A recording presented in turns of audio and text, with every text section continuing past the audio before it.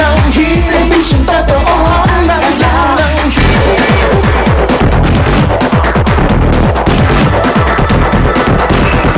O yung mga estudyante. Then after nung siren, mabilis silang nag-evacuate sa kanilang mga kwarto at nagpunta doon sa tinalagang evacuation area. Doon sa evacuation area ay nag-head count naman yung mga teacher, chinek nila kung may injuries o may nawawala sa kanilang mga estudyante. Ganyan lamang po, meron din tayong mga nakitang mali sa kanilang ginawa. Tulad ng kanilang evacuation, marami ang tumatakbo. So dapat hindi sila tatakbo. Lalakad lamang sila ng mabilis kaysa doon sa natural na lakad nila.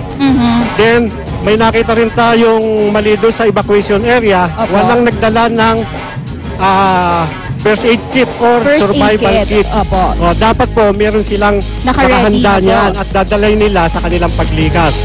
Then, mayroon din tayong nakita isa pang pagkukulang, hindi sila nagtayo ng command post doon sa evacuation area na kung saan ang tatayong command post commander ay yung kanilang Principal po. na Okay. doon magre-report sa kanila kung ang mga estudyante nila ay kompleto or may casualty. May casualty. Alright, thank you so much, Sir Mel. So, para sa ating mga guro at mga estudyante na nanonood, sana magsilbing reminder sa inyo ang ating ginawang earthquake drill. Magbabalik po ang unang hirit.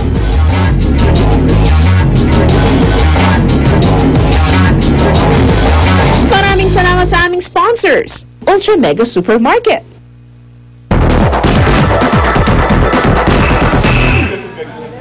Ika nga, daig po ng maagap ang masipag. At ang mahalaga lahat tayo ay handa, I am ready para sa mga sakuna at kalamidad. Kasama po natin ngayong umaga si Mr. Rani Magno, Team Head ng SPMA Search and Rescue Group. Good morning, Rani. Good morning, Lynn. Okay, so Rani, ano ba advantages ng mga multi-purpose na mga emergency gadgets tulad ng mga nasa harap natin ngayon?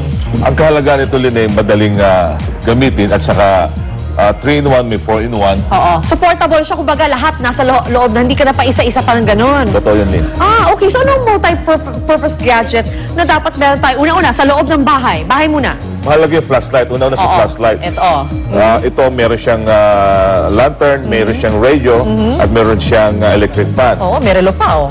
May Kompleto. watch pa siya. Ito naman, meron siyang flashlight, meron pa siyang flasher. Tapos kung na-trap ka, pwede mong buksan ito at malulukit ka kung nasaan ka. Oh, that's right. No, kasi pag earthquake, bumabagsak ang bahay mo, for example, sa'yo, it can still find you using these. And of course, these other gadgets also are multi-purpose. So, depende lang kung anong gusto nyo. Iba may radyo at may light lang. Iba naman may radyo, light and electric fan. So, depends what you need. How about naman sa loob ng, for example, sa loob ng bag natin? Mga babae, especially, what do they need? Mahalaga rin yung multi-purpose tools katulad ng nariyan. May 3-in-1, may 4-in-1, may 41-in-1 pa nga. Pero yung 41-in-1 ba, is it advisable to put this in our bags, for example, or kailangan mga sa kotse lang, ganun? Pwede rin sa bag yan dahil magaan din naman siya. Pwede rin sa car. Pero bawal siya syempre sa airport na baka hulihin kayo.